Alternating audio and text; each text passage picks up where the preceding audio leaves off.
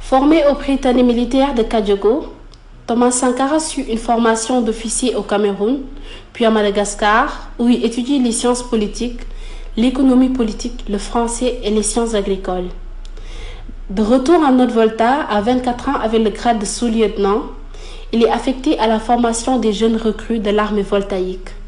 En 1974, lors de la guerre des pauvres qui opposait le Mali et la Haute-Volta, le jeune sous-lieutenant Sankara est envoyé au front où il réussit une percée dans le camp ennemi, ce qui le fait connaître à travers tout le pays. Capitaine, il crée ensuite une organisation clandestine avec d'autres officiers frustrés par la bourgeoisie militaire de leurs supérieurs. Il se rapproche ainsi de militants d'extrême gauche, poursuit ses études entre le Maroc et la France et prépare bien sa révolution.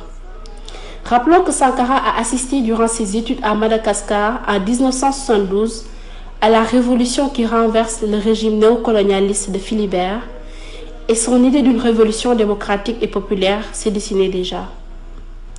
Plusieurs coups d'État dont il ne participait pas s'enchaînaient en Haute-Volta au début des années 1980. Thomas Sankara, très apprécié dans les cercles militaires, est promu secrétaire d'État à l'information en 1981, poste dont il démissionne avec fracas en s'écriant « Malheur à ceux qui veulent bâillonner le peuple ». Puis, il devient Premier ministre en janvier 1983. Le 4 août, avec son ami Blaise Compaoré, ils prennent le pouvoir et Thomas Sankara est nommé président du Conseil national de la Révolution, faisant alors de la lutte contre la corruption l'une de ses priorités.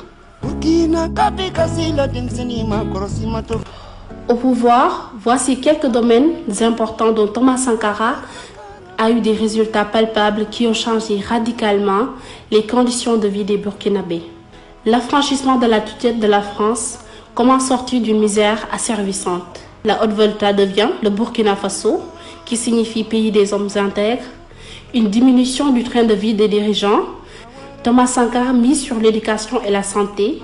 La campagne massive de vaccination des Burkinabés qui fera chuter le taux de mortalité infantile, alors le plus haut en Afrique. La construction considérable d'écoles et d'hôpitaux, des campagnes de reboisement, plantation de millions d'arbres pour faire reculer l'avancée du désert, une grande réforme agraire de redistribution des terres aux paysans, augmentation des prix et suppression des impôts agricoles, de grandes mesures de libération de la femme, interdiction de l'excision, réglementation de la polygamie, participation à la vie politique, etc.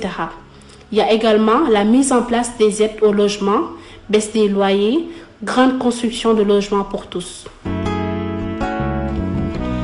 Ayant une vision holistique des structures et organisations internationales mises en place pour tenir les pays du tiers-monde en laisse, Thomas Sankara apporte une réponse politico-économique basée sur la promotion de la consommation locale pour lutter intelligemment contre l'impérialisme.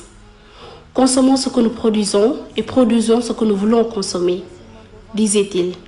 Et très vite, les Burkinabés commencèrent à s'adapter à sa politique d'autosuffisance alimentaire.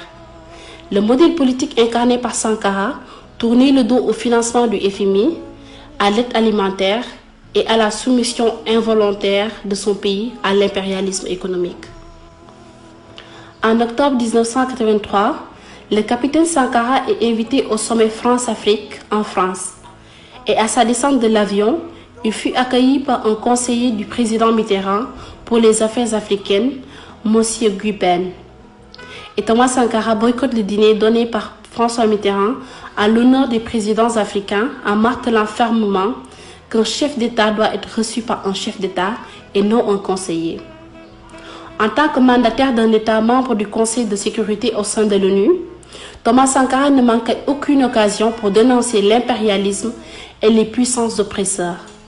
En 1984, devant le siège de l'ONU, il dénonça avec fermeté les exactions israéliennes contre le peuple palestinien, les ventes d'armes, les crimes de guerre, les crimes contre l'humanité orchestrés par les grandes puissances.